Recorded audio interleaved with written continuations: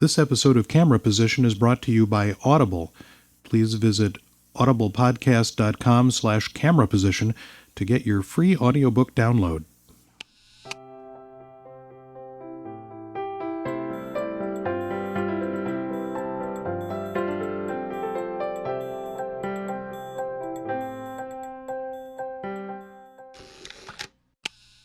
Hi, this is Jeff Curto, and welcome to episode number 82 of Camera Position, a podcast about the creative side of photography.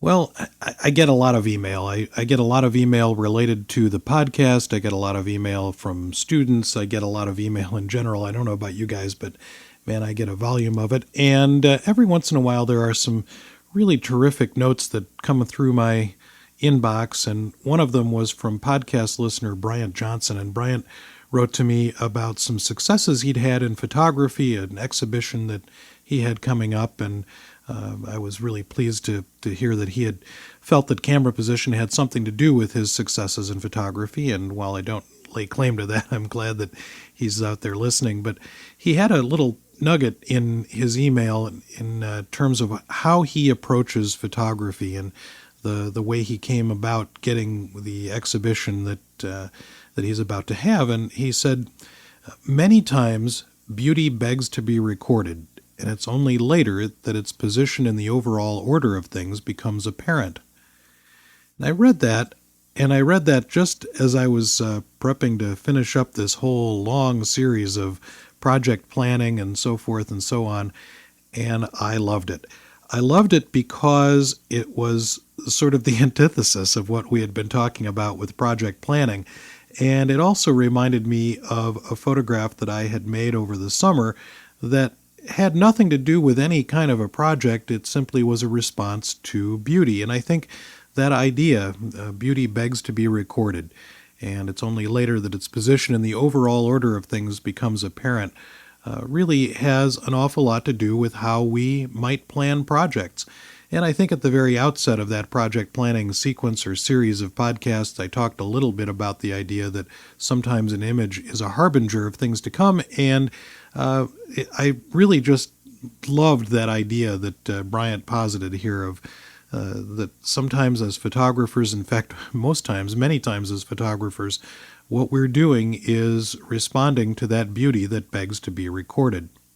So Bryant's note was a great catalyst for me and a great way for me to integrate some of the ideas that I've been thinking about with regard to digital asset management, but also with an image that I've spent a bit of time with and really taught me some things about photography over the summer, and so I thought I'd spend a few minutes talking about those things. But before we get to that, I want to just take a couple of minutes to talk about Camera Position's sponsor, Audible.com. And I hope you've availed yourself of this free audiobook. It's really great. You can go to audiblepodcast.com/camera position and sign up for a 14-day free trial. You get a free audiobook, and you can cancel at any time, and you get to keep the audiobook. And if you like listening to stuff like Camera Position, boy, I sure like listening to books being read to me, especially read by really great readers. So avail yourself of that. Take a look at audible.com, audiblepodcast.com/camera position. So I have the good fortune to be able to spend a goodly portion of my summer sitting on the shores of Lake Superior in extreme northern Michigan. I have visited this place every summer for basically my entire life from the time I was a small child, and so I'm intimately familiar with it and have a real love and respect for these rocky shores of rugged coastline, and really just beautiful place to be. And I woke up really early one morning, and I had occasion to look out the window at the lake, and I saw this amazing cloud way out on the horizon. A really huge cloud, and it was very, very early in the morning. It was just dawn, barely dawn, and I said to myself, wow, that's a really beautiful cloud. And I heard myself say this. I heard myself say, too bad it's unphotographable. Too bad it's unphotographable. And then I thought to myself, wait a minute, what kind of talk is that? That's just crazy talk. Unphotographable.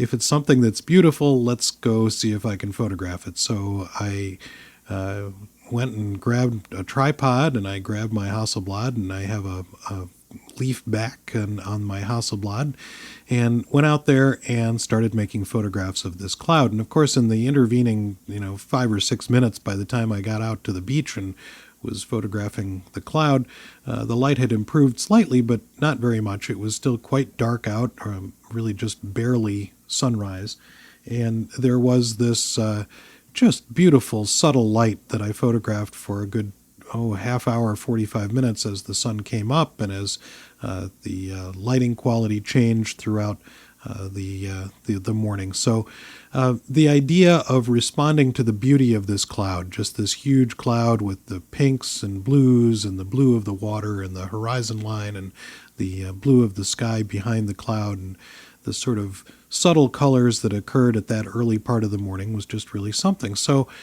I photographed it and then made a number of other photographs throughout the morning, and enjoyed that whole experience of photographing it, and was really delighted that I had sort of overcome that unphotographable notion in my head.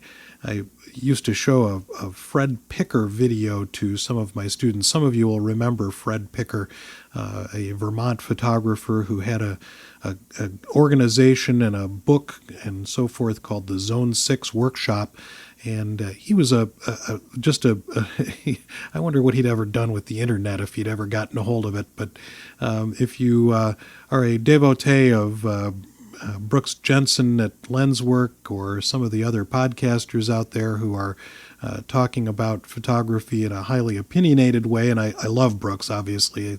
I love his opinions, and I loved Fred Picker's opinions, but I used to show this video to students, and in the video, it was photographing with Fred Picker, and Fred's walking around, and he kind of a Vermont curmudgeon kind of a guy, if you've ever met one of these kind of people, and he is looking around for subjects to photograph, and he looks inside of a barn, and he says, I've tried to photograph that 100 times, and it never worked, so I'm not going to photograph that. Nobody should ever photograph that.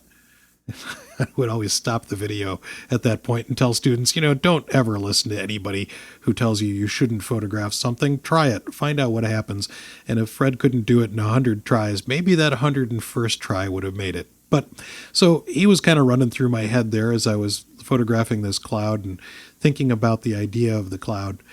So I had this one picture, and of course one of my dilemmas is one picture does not a project make. I really want to have a group of images that sort of begins to talk about something in a different way. So I brought the pictures home and brought them on my laptop and my backup drive and so forth, and brought them back to my desktop machine and brought them into my asset management program. I use Aperture primarily, and began to explore manipulating and altering the photograph to my taste and so forth. And I got an image that I really quite liked, minimizing the horizon line, or minimizing the amount of water, and just really maximizing the size and majesty of this magnificent cloud. And then just a couple of days ago, or actually after I got Bryant's note, I decided to do a keyword search on clouds. Now, we had talked about keywords in a past episode of Camera Position, in fact, just the last one, Camera Position number 81, and about how important keywords are, and about, how I really have tried to be fairly diligent about this rather boring and mundane idea of putting keywords that are descriptors of images into my images.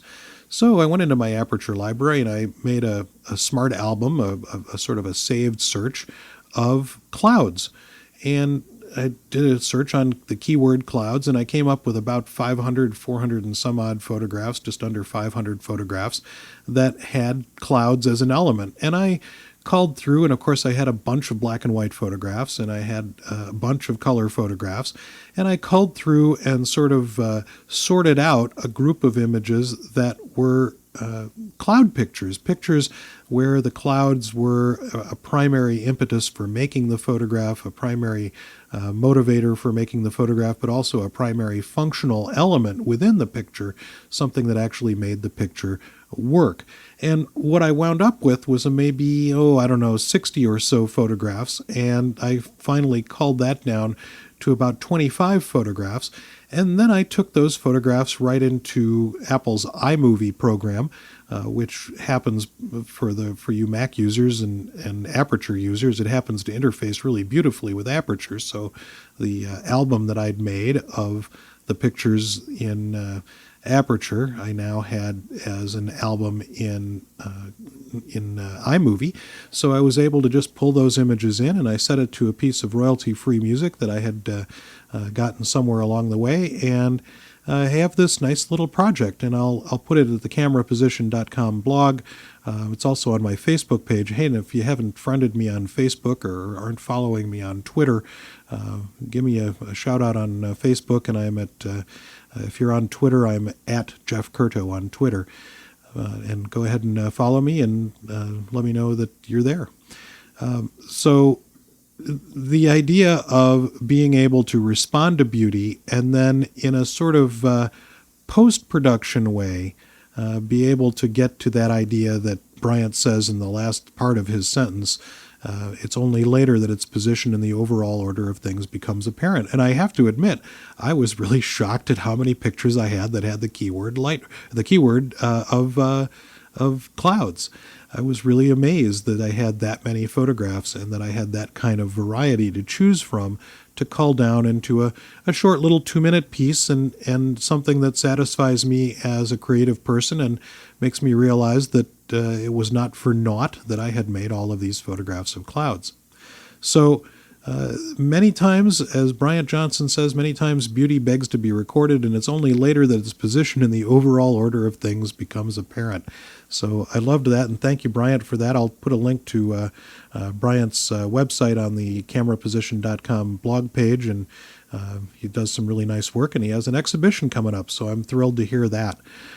So thank you very much for joining me on this episode of Camera Position, and I hope to see you again on the next episode of Camera Position, the podcast about the creative side of photography. Camera Position is a proud member of the Photocast Network, your photo resource in the potosphere. photocastnetwork.com